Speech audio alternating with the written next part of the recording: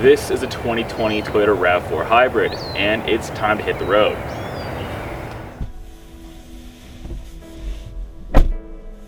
You see, it's a Thursday morning, and like millions of other Americans, that means I have to drive to my job. Of course, this is a YouTube car review, not some vlogger nonsense, so I suppose I should talk about the RAV4 Hybrid a little bit, huh?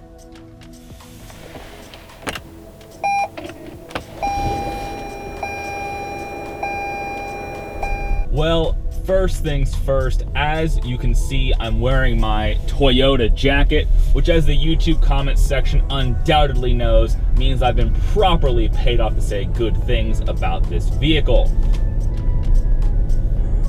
Now, this is all very fortunate for me, because the RAV4 Hybrid is actually brilliant, which makes this review very easy for me. You can get into a RAV4 Hybrid for 28 grand, but this sporty looking XSE model with its Darth Vader-esque blackout treatment is right around $38,000. And it really does look like Darth Vader's helmet from Dead On, doesn't it? Especially with that front grille in black.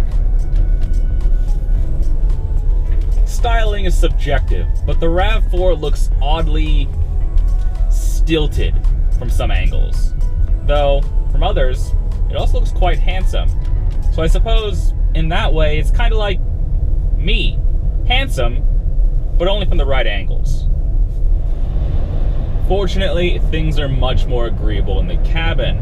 Now, sure, it's not quite as nice in here as a highly spec'd out Honda CR-V or Mazda CX-5, but the RAV4 has always felt a bit more rough and tumble than the competition, right? Toyota's always pitched the RAV4 as a sort of vehicle where it's ready to get dusty as you do a bit of off-roading on the way to your adventure lifestyle, where you go hiking on a flat trail for a few hours before returning to civilization and posting about it on Instagram.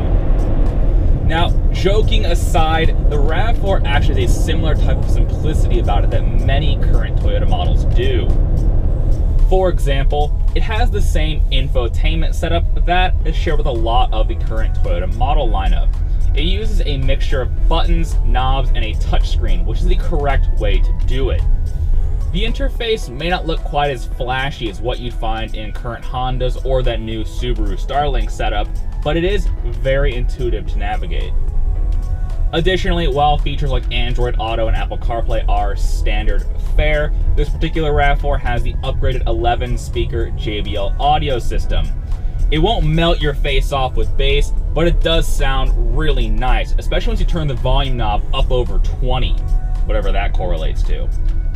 It also has wireless charging, which I'm happy to report works excellently. Being a new Toyota, the RAV4 obviously has Toyota Safety Sense, which is the company's suite of active and passive safety technology they put in all their new vehicles. In addition to the standard backup camera, this RAV4 also has full proximity parking sensors, which are very helpful in letting you know how close you are to knocking off a mirror or curbing a wheel when parking.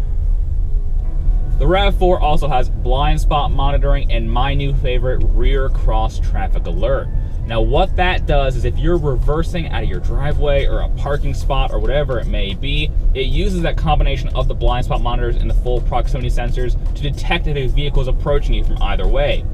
Effectively, blind spots be gone. While the tech in all these new cars is really impressive, at the end of the day, it still has to work as, well, a car. And to that end, these seats, for example, will fit anyone under about 6'6". And I do mean anyone, no matter how short you are, how big you are. I mean, just look at this.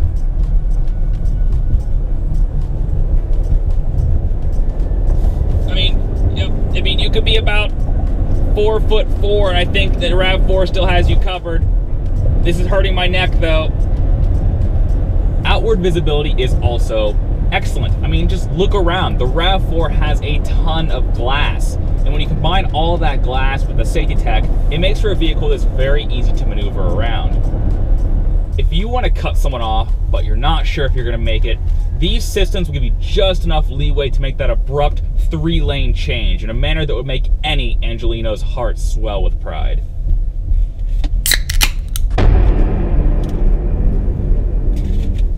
Curiously, this XSE model also has a sport-tuned suspension. After all, the S in XSE means sport. I hustled it through some winding mountain roads in search of some appropriately lifestyle-y, sort of off-roady spots to shoot the photography for this thing, and I can confirm that it will hang on in the corners with more agility than literally anyone who buys one of these will ever need. Despite that, however, the RAV4 soaks up broken pavement with ease and can be best described as comfy. Sure, it may not have that rich, creamy secret sauce that Honda and Mazda have been using as of late when tuning their suspension systems, but no one will complain about the ride quality of this vehicle. And indeed, with the hybrid powertrain in particular, the RAV4 is a total cruiser.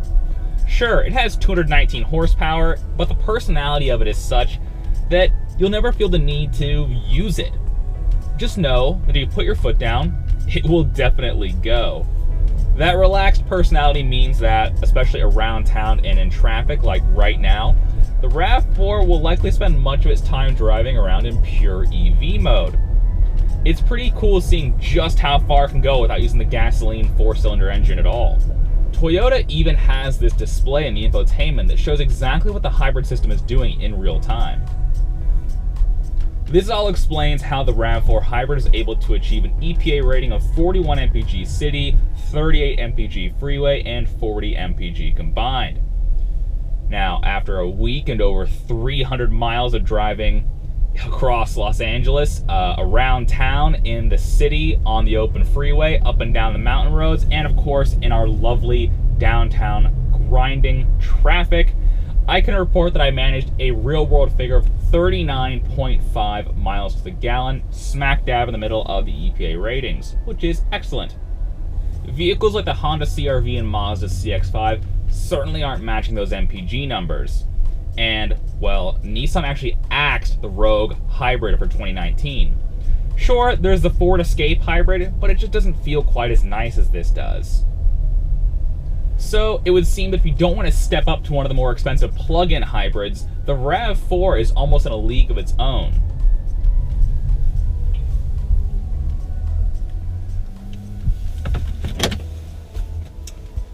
And that's the ringer, isn't it? You can have your lifestyle-y adventure SUV equally at home in the office parking lot, as it is the Yosemite campsite, all while being quiet, comfortable, and getting 40 miles to the gallon. Now, if you'll excuse me, I have to get to work.